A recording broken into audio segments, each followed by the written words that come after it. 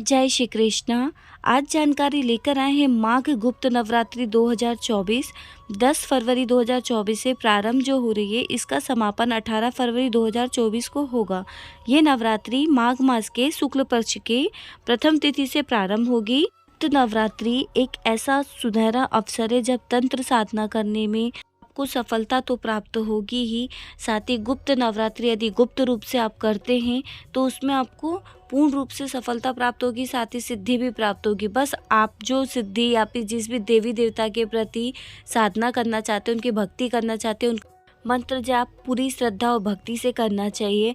किसी भी गलत विचार को लेकर किसी का बुरा चाहकर हमें कोई भी साधना नहीं करना चाहिए, अन्यथा उसमें सफलता नहीं मिलती। जहां आपका स्वार्थ आ जाएगा उस साधना में आपको कभी भी सफलता नहीं मिलेगी।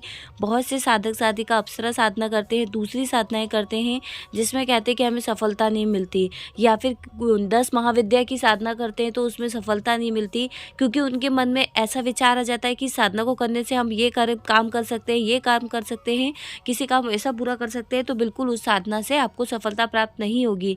कोई भी सिद्धि या कोई भी देवी आप पे जब प्रसन्न होगी, जब आपके मन में पूर्ण विश्वास होगा और श्रद्धा भक्ति होगी इस देवी के निमित्त और आप सद्मार्ग पे चलेंगे, तभी आपको कोई भी सिद्धि या फिर साधना सिद्ध होती है। साल में 4 बार नवरात्रि बनाई जाती है। शारदीय नवरात्रि, चैत्र नवरात्रि, माघ गुप्त नवरात्रि और आषाढ़ गुप्त नवरात्रि। इसमें से शारदीय नवरात्रि और चैत्र नवरात्रि अधिक लोकप्रिय मानी गई है। शारदीय नवरात्रि को महानवरात्रि भी माना जाता है। यदि आप कोई भी तंत्र साधना करना चाहते हैं उसके लिए गुप्त नवरात्रि और आषाढ़ गुप्त नवरात्रि, ये दोनों माघ की और आषाढ़ की दोनों ही नवरात्रि बहुत ही शुभ होती है। आप कोई भी गुप्त रूप से साधना करते हैं, मंत्र जाप करते हैं तो उसमें आपको सफलता मिलती है। बस जो बातें बताई गई, जो नियम होते हैं, उनका पूर्ण रूप से आप पालन कीजिए तो आपको नवरात्रि में सफलता प्राप्त होगी। बात करें नवरात्रि में आप साधना करते हैं, जैसे कि आपने 10 महाविद्या की साधना की है तो उसमें आपको सफलता मिलती है। अलग अलग देवियों का अलग अलग फल होता है। आप नव दुर्गा माता की साधना करते हैं, नावाड़ मंत्र, सिद्ध कुंजिका की साधना करते हैं, महालक्ष्मी साधना करते हैं, जो आपको उचित लगता है, जिसमें आपकी रुचि है, जिसमें आपकी श्रद्धा भक्ति, उसकी साधना करते हैं कि और कीजिए तो आपको तो प्राप्त होगी ही। साथ ही हम आपको बता दें, यदि आप बहुत ज़्यादा परेशान हैं, आपके जीवन में हर क्षेत्र में आपको दिक्कतें आ रही है, तकलीफ़ें आ रही हैं, यहाँ तक कि शत्रु से संबंधित बहुत समस्याएं आती है। बहुत से साधक साधिकाओं के यही प्रश्न रहते हैं कि हम साधना कर रहे हैं, पूजा पाठ कर रहे हैं, अपना जीवन सामान्य रूप से व्यतीत कर रहे हैं, फिर भी दूसरे व्यक्ति हमें परेशान करते रहते हैं, लेकिन हम उनके प्रति कुछ कठोर नियम नहीं करना चाहते। हम सब कुछ ईश्वर पर छोड़ देते हैं कि यदि हमने कुछ बुरा किया होगा तो उसी का हम फल भोग रहे हैं। व्यक्तियों का बुरा कभी नहीं होता, अच्छे व्यक्तियों का ही बुरा होता है। तो एक तरीके से ईश्वर हमारी परीक्षा लेते हैं जिसमें हमें पूरी तरह से सफल होना है, तो इस तरीके के प्रश्न होते हैं। तो इस स्थिति में आप सभी देवी देवताओं की साधना करते हैं, माता रानी की साधना करते हैं, आप 64 योगिनी की साधना करते हैं, लेकिन ऐसी स्थिति में यदि देवी वाराही की पूजा करते हैं तो उनकी साधना करते हैं तो आपको सफलता जरूर मिलेगी। अब आप जानना चाहेंगे देवी वाराही कौन है। माता वाराही देवी दुर्गा देवी का तामस और सात्विक रूप है, जिसे वाराही देवी कहते हैं। यह देवी दुर्गा का तामस और सात्विक रूप है, जो भगवान विष्णु के वराह अवतार की शक्ति रूपा है। इनका शीश जंगली सुकर के समान है।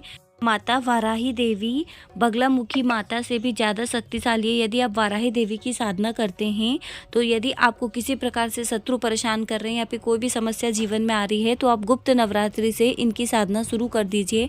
साधना में कुछ अलग से नहीं करना है, सरसों के तेल का दीपक लगाना है।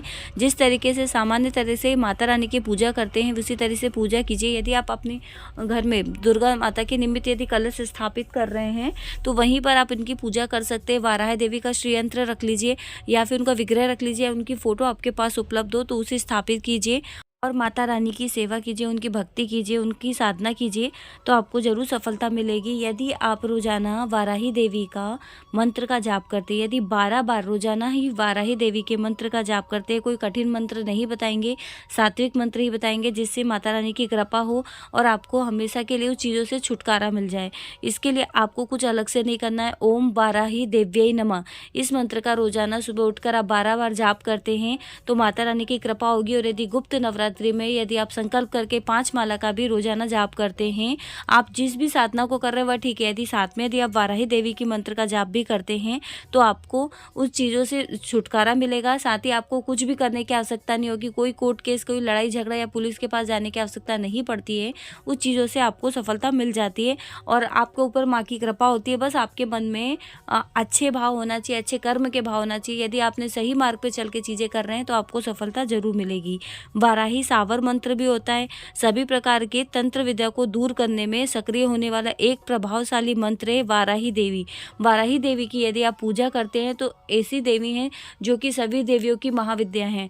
यदि आप वाराही देवी की पूजा पाठ करते हैं, क्योंकि ये तंत्र से बनी हुई देवी हैं, तो यदि इनकी पूजा पाठ करते हैं तो आपको किसी भी प्रकार का तंत्र क्रिया से डरने की आवश्यकता नहीं होगी। माता रानी की कृपा होगी और ये चीज़ें आपकी समाप्त हो जाएगी जड़ से ही। देवी का दिन की बात करें तो पंचमी का दिन वाराही देवी का होता है।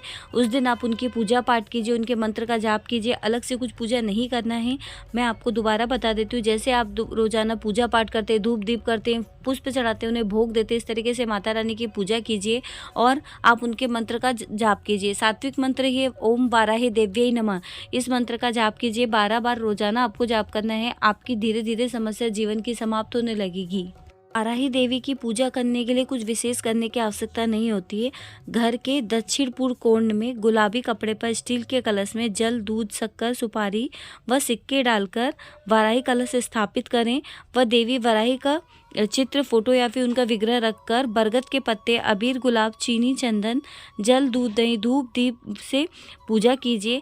यदि इस दिशा में ना कर सके तो आप पश्चिम की या फिर उत्तर दिशा में बैठकर भी पूजा कर सकते हैं और मंत्र का जाप कीजिएगा। ऐसा नहीं है कि वाराही देवी के लिए कुछ अलग से पूजा करना पड़े। साथ ही हम आपको बता दें वाराही देवी की शक्तियाँ क्या हैं, क्योंकि जब तक किसी देवी के बारे में पूर्ण जानकारी नहीं होती तब तक उनकी साधना हम करते तो हमारा उसमें मन नहीं लगता है। वाराही देवी की पूजा पाठ करने से सभी बाधाएं दूर होती है। साथ ही उनमें इतनी शक्ति है कि सभी तांत्रिक शक्तियों को नष्ट कर सकते हैं। तो आप गुप्त नवरात्रि में जो भी साधना कर रहे हैं ठीक है, यदि उसके साथ ही यदि आज जो गुप्त नवरात्रि का प्रारंभ हुआ है, यदि उसमें आप यदि तब वाराही देवी के मंत्र का जाप करना है, कुछ अलग से नहीं है। सात्विक मंत्र, तामसिक मंत्र की, सावर मंत्र की हम बात नहीं कर रहे हैं। सिर्फ ओम वाराही देव्यै नमः इस मंत्र का आपको रोजाना 12 बार जाप करना है। यदि कर सके तो जो भी आप साधना कर रहे हैं उसमें यदि एक माला यदि आप वाराही देवी की करते हैं तो उनकी कृपा होगी, तो आपके जीवन में से दूसरी जो चीज़ें हैं, जो तकलीफें हैं, आप जिस देवी की कृपा प्राप्ति के लिए कर रहे हैं वो तो प्राप्त होगी ही। आपके जीवन में जो भी तंत्र क्रियाएं हैं और आपके शत्रु जो आपको परेशान करते हैं वो कभी आपके सामने भी नहीं आएंगे, आपको कभी परेशान करने का मन में सोचेंगे भी नहीं। तो इसी के साथ में अब यदि वाराही देवी के मंत्र का जाप कर ले तो और भी अच्छी बात है। गुप्त नवरात्रि में आप जो भी साधना कर रहे हैं उसमें आपको सफलता प्राप्त हो। सिद्ध कुंजिका, नवाड़ मंत्र, बीज मंत्र, माता महालक्ष्मी की साधना, अप्सरा साधना, जो भी आप साधना कर रहे हैं, शिव भैरव साधना या फिर कोई भी साधना आप करते हो तो उसमें आपको सफलता जरूर प्राप्त हो। और साथ ही आप जो नवरात्रि में साधना कर रहे हैं इसके साथ एक चीज़ का और ध्यान रखिएगा, आप कोई भी दीपक दक्षिण दिशा की तरफ मुख करके ना लगाइएगा। साथ ही जो भी आप दीपक लगाते हैं उसमें थोड़ा सा सिंदूर और काले तिल और एक लौंग जरूर डालिएगा, उससे माता रानी की कृपा होगी। साथ ही आपके घर में निरोगी काया होगी। इसी के साथ यदि हो सके तो पान के पत्ते पर आप माता रानी को मिश्री और माखन का भोग भी लगाइएगा। इसी के साथ में आप किसी दूसरे बाहरी व्यक्ति के हाथों का कुछ भी खाए पिए ना। यदि आप साधना कर रहे हैं तो भी मत खाइएगा, क्योंकि इस समय में ऐसी ऐसी चीज़ें होती हैं जिसका आपको जानकारी भी नहीं होती। यदि बहुत ज़रूरी हो कि हमें ये ग्रहण करना ही है तो तब आपके इष्ट का मंत्र का जाप करके उसमें 5 बार फूंक मारिएगा, उसके बाद ग्रहण कीजिएगा। आज के लिए बस इतना ही। जल्दी मिलेंगे नई वीडियो में। जय श्री कृष्णा, श्री राधे राधे।